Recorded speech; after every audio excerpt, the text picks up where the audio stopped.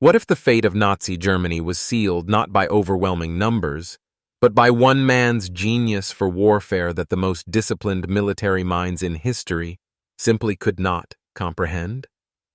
In the summer of 1944, as Allied forces broke out from the beaches of Normandy, a singular American general began a campaign of such speed, audacity, and tactical brilliance that German commanders found themselves paralyzed, outmaneuvered, and ultimately broken. General George S. Patton, Jr., commanding the 3rd United States Army, unleashed a form of mechanized warfare that transformed the liberation of France from a grinding slog into a lightning strike across the heart of occupied Europe. The German generals, men trained in the Prussian military tradition, veterans of the Eastern Front's brutal campaigns, found themselves facing an opponent who rewrote the rules of engagement with every passing day. From the breakout at Avranches on July 30, 1944, to the encirclement at Falaise, from the liberation of Paris to the race across the Moselle River, Patton's relentless advance shattered Wehrmacht defensive lines that were supposed to hold for months. This is the story of how one man's understanding of mobile warfare, combined with an almost supernatural ability to anticipate enemy movements, rendered obsolete the defensive genius of Field Marshal Gerd von Rundstedt, the calculated responses of Field Marshal Walter Model, and the desperate tactics of General Heinrich Eberbach. If you've ever wondered how military brilliance manifests in the chaos of total war,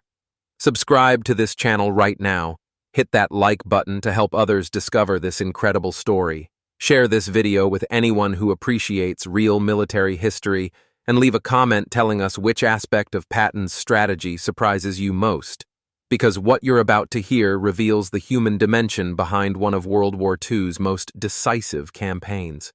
The answer to German paralysis in the face of Patton's advance lies not in a single tactical innovation, but in a fundamental philosophical difference about the nature of modern war itself. German military doctrine in 1944 remained rooted in deliberate planning, careful coordination between units, and the establishment of defensive positions that could be systematically reinforced and supplied. Field Marshal von Rundstedt, supreme commander in the West, had spent his career perfecting the art of coordinated defense, using geography, fortifications, and carefully timed counterattacks to blunt enemy offensives. When Patton's Third Army became operational on August 1, 1944, in northwestern France, the German High Command initially treated it as they would any conventional force, calculating the time needed for supply buildup, estimating advance rates based on historical norms, and preparing defensive positions accordingly. What they failed to grasp was that Patton had internalized the lessons of Blitzkrieg more completely than many of its German inventors, understanding that speed itself was a weapon, that confusion in the enemy's command structure was as valuable as destroyed tanks, and that an army constantly in motion presented an impossible targeting problem for conventional defensive doctrine. General Heinrich Eberbach, commanding Panzer Group West, found his armored reserves consistently arriving at defensive positions hours after Patton's forces had already bypassed them,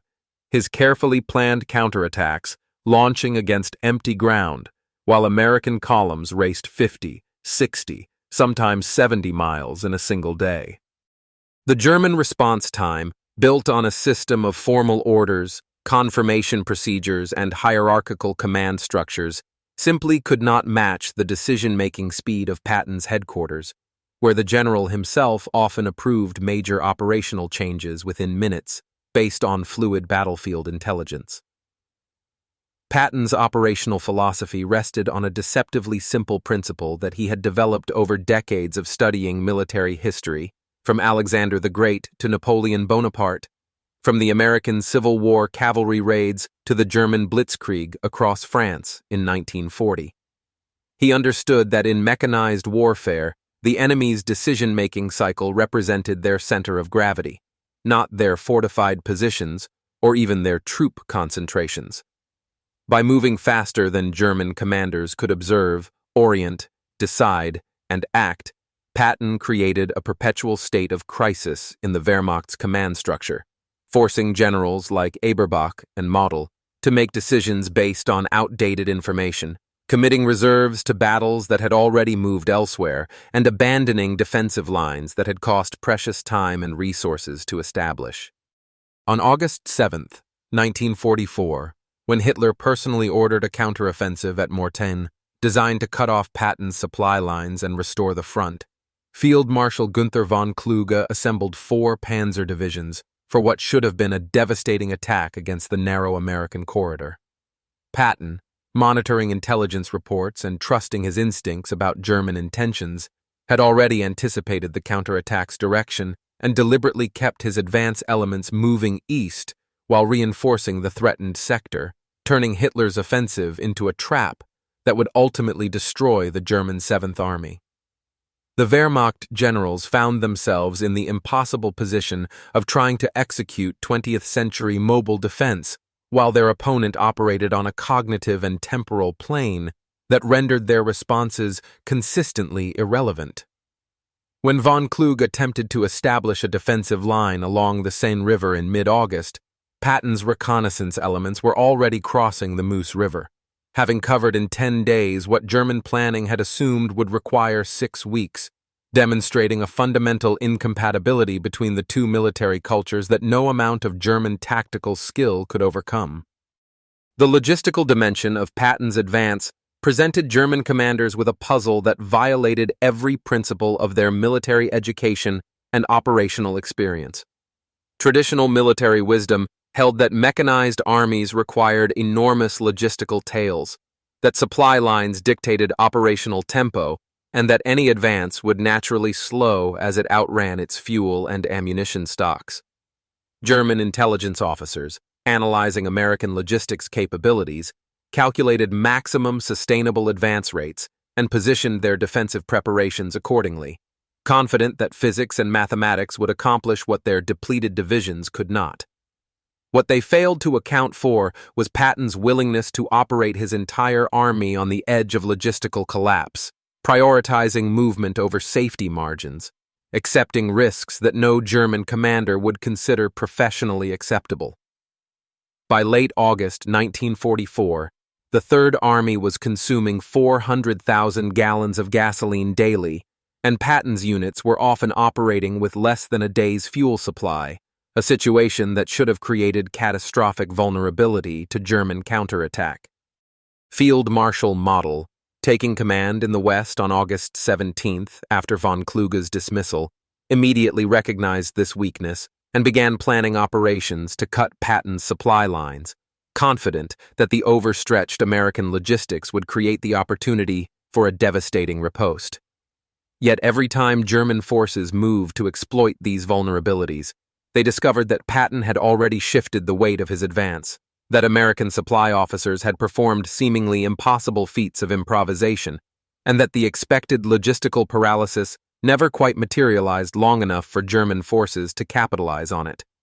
The Third Army's legendary supply officer, Colonel Walter Müller, had created a logistics system as revolutionary as Patton's tactics, using captured German fuel stocks, bypassing normal supply channels, and coordinating directly with the Red Ball Express truck convoys in ways that violated standard operating procedures but kept the advance moving when conventional methods would have ground to a halt.